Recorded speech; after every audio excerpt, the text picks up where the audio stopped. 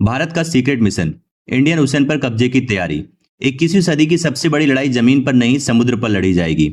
और इस लड़ाई का सबसे बड़ा मैदान है इंडियन ओशियन। एक ऐसा समुद्र जहां से गुजरता है दुनिया का तेल, दुनिया का व्यापार और दुनिया की अर्थव्यवस्था। लेकिन अब इस समुद्र में एक नई शक्ति तेजी से उभर रही है, भारत। क्या भारत चुपचाप इंडियन ओशन का नया मालिक बनने की तैयारी कर रहा है? क्या ये सिर्फ सुरक्षा है या एक सीक्रेट मिशन इंडियन ओशन पर रणनीतिक कब्जे का? चलिए समझते हैं, आखिर इंडियन ओशन इतना महत्वपूर्ण क्यों है। दुनिया का लगभग 80% समुद्री तेल व्यापार का रास्ता इंडियन ओशियन से होकर गुजरता है। मिडिल ईस्ट का तेल, एशिया की फैक्ट्रीज, यूरोप का व्यापार, सब इसी समुद्र पर निर्भर है। जिसके पास इंडियन ओशियन का कंट्रोल होगा, उसके पास भविष्य की ग्लोबल इकोनॉमी की चाबी होगी। और यही वजह है कि आज अमेरिका, चाइना और इंडिया तीनों की नजर इसी समुद्र पर है। चाइना जानता है कि उसकी सबसे बड़ी कमजोरी उसकी एनर्जी सप्लाई है। अगर इंडियन ओशियन बंद हो जाए तो चाइना की फैक्ट्रीज रुक सकती हैं। इसलिए चाइना ने शुरू की string of pearls strategy. Pakistan का ग्वादर पोर्ट, श्रीलंका का हम्बनटोटा, म्यांमार के पोर्ट्स, अफ्रीका में नेवल बेसेस। चाइना धीरे धीरे भारत को समुद्र से घेरने लगा। लेकिन दिल्ली ये सब चुपचाप नहीं देख रहा है। पिछले कुछ वर्षों में भारत ने समुद्र में इतनी तेजी से अपनी ताकत बढ़ाई कि दुनिया हैरान रह गई।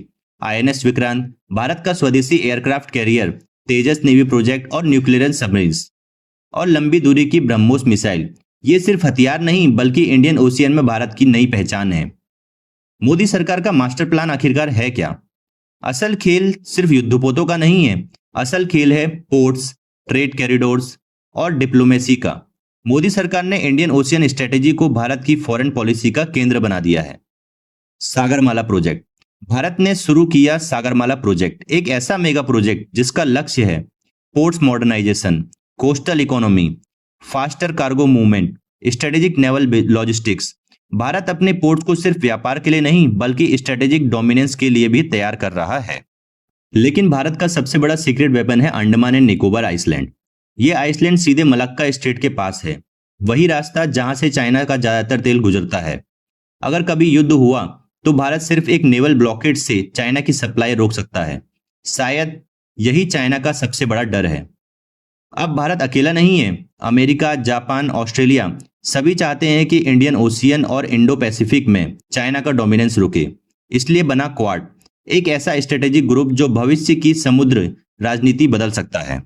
भारत सिर्फ सुरक्षा नहीं चाहता, भारत चाहता है इंडियन ओशियन में influence, trade control, strategic dominance और भविष्य की ग्लोबल पावर पॉलिटिक्स में अपनी स्थायी जगह।